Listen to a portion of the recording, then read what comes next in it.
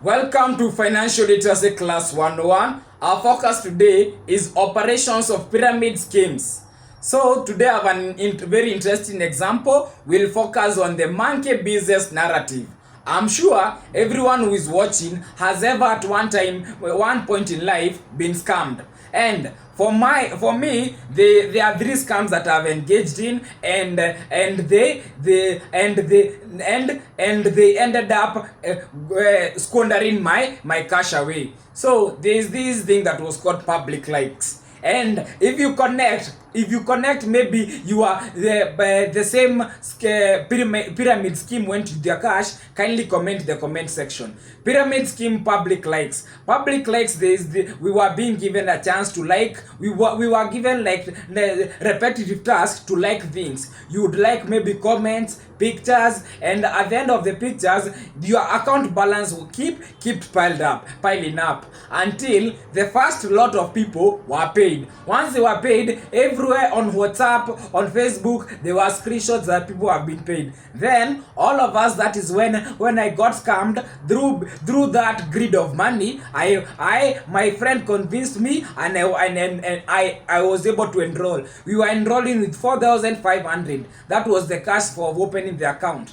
The second time people were paid. After the second people were paid, the bubble was almost bursting. I'm telling you, people joined because it was very simple task. You just keep clicking. Then you are told maybe on Wednesday evening, or maybe in one day of a week. That is when you will withdraw your cash.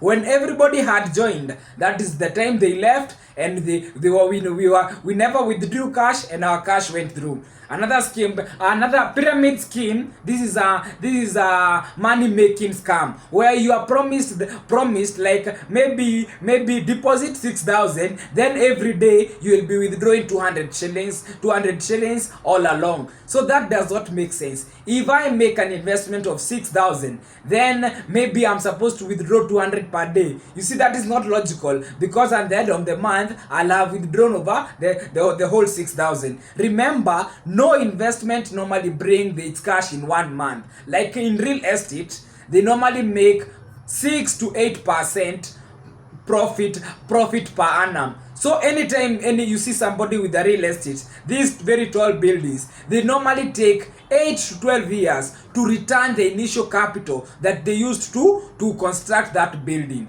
So from the 8th or the 12th year, depending on the different dynamics, on depending with localities, because rental in the village and in the town is different. You get it? Another thing that you have to know, if you invest 1 million on a business in real estate, you expect to be earning at least rental income of 10,000. That's the landlord. But if that same cash is plowed into Gikomba business, into this local small medium business, it will be able to make a lot of profit. So that is it. Another scam that is normally there is M Global, where you're told to enroll with 23,000. Then for you to earn, you have to refer to somebody. If anybody sends you a link, tell you click this link for me to earn, that's a scam, and don't believe it. If anytime you are told that you have to deposit this amount and start earning, there is nowhere you deposit your cash and start earning. You always have first to take time to learn, develop a skill. If it's like the videos that I'm creating, I learn how to create content. I take several hours researching so that I get the concept, so that I may come before the camera. And anytime before you see me upload the video, sometimes I've recorded this video for like 3 or 5 times. When it's failing and I get the best version, I edit and send it to you. Anytime for you to earn money, you first have to learn before earning. You get it? You have to learn before earning. If you like the content, ensure you leave a like, and for my TikTok family, ensure in the description, in the comment section, you comment, tell me I'm from TikTok, and I'll appreciate. For my returning subscribers and the new subscribers, sit down. Today I'm going to take you through the monkey business narrative. So monkey business narrative, that is why people keep saying, I don't want monkey business. Do you know why they say I don't want this monkey business? Let me explain to you. There was this European investor, a white man. He came to the African village. Once they came to the African village, they came with a model. They came and that village was next to a forest that had baboons. So the baboons were very destructive animals, since they would eat the villagers' harvest. Remember, a village that has baboons, the villagers normally hate them so much, because baboons will eat maize before it is grown.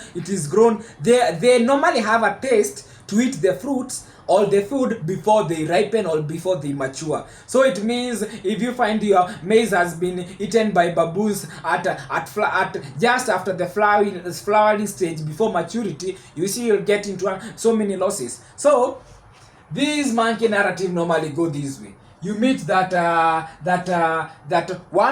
European man came and said one baboon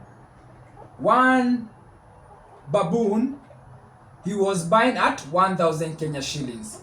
So this was a lot of cash by then to the villagers, because they got a business opportunity. Just get one monkey, bring it one, as long as it's alive, 1,000 Kenya shillings. So that day it was hustle and tussle. Everybody was getting the monkeys and bringing them. So the second time, all the people were paid. You would come with one monkey and you are paid. Now there was a second business opportunity. He would buy food from the villagers who would sell him whether anything that the monkeys were eating, he would buy it. So people would get fresh crops, flowers, and everything, all the components that baboons eat. They would bring it to the white man, and he would be able to buy. Second time, he said he left his assistant, and he had constructed a cage in the shopping center and left his assistant. Once he left his assistant, he said the next time he'll be coming, he'll be buying one baboon at 5,000 Kenya shillings. So next time he was buying one baboon at 5,000 Kenya shillings. So now the villagers got mad. They would go in the forest in the very thick, without fear of wild animals, just to catch baboons. Now where we had businessmen would go to further places with 1,000. They'd be able to pay other villagers to catch a baboon at 1,000 because they know once they come here, they'll cash out at 5,000 Kenya shillings. That's the way it went. That time, the white man was buying one baboon at 10,000 Kenya shillings. So once it was buying 10,000 Kenya shillings, the baboon had become a precious animal and nobody would kill it, and it was a rare space to find, because all the baboons were in the cage, but they were not getting, the business was still running, because if you showed up at the cage with some food, the assistant would pay you, would give you cash for bringing food for the baboons. So that is that is the way the narrative, the pyramid schemes operate. In the first time this white man, he was able to buy 300 baboons. The second time, because they were very rare, he managed to buy only 50 baboons. The third time, there were only five available baboons. You get it? So it means in total, so what the white man said, he said that he has gone, as any time after buying the baboons, he would leave the village for 2 weeks and come back. So he left for his break and said that the next time he would be coming, he would buy the baboons at 20,000 Kenya shillings. So once he said that he would buy that 20,000 Kenya shillings, the villagers became mad. Now, this is where the loophole, this is where the interesting part comes along. So the seller, the assistant who was left, promised them, would tell the villagers, if you buy one baboon from this cage at 15,000 Kenya shillings, once the white man comes, he has gone to get more cash from the town, and once he comes, he'll buy them at 20,000 Kenya shillings. So the villagers bought all the monkeys from the cage. Once he bought all the cage, knowing that the first time people were paid, the second time people were paid, the third time people were paid, now people started buying. They would take loans, they would sell other animals, they would sell their properties, and everybody was struggling at least to acquire like 2 baboons. Once you acquire 2 baboons, each at 15,000 Kenya shillings, that is 30,000 Kenya shillings. Remember, the white man man is going to come and buy it at 20,000 Kenya shillings. That's a profit of 10,000 without a lot of work. So logically all the villagers were able to buy the existing. So you see we have around 355 we have around 360 baboons, because the first time there were 300 baboons, the second time there were 50 baboons, so they are 360 baboons.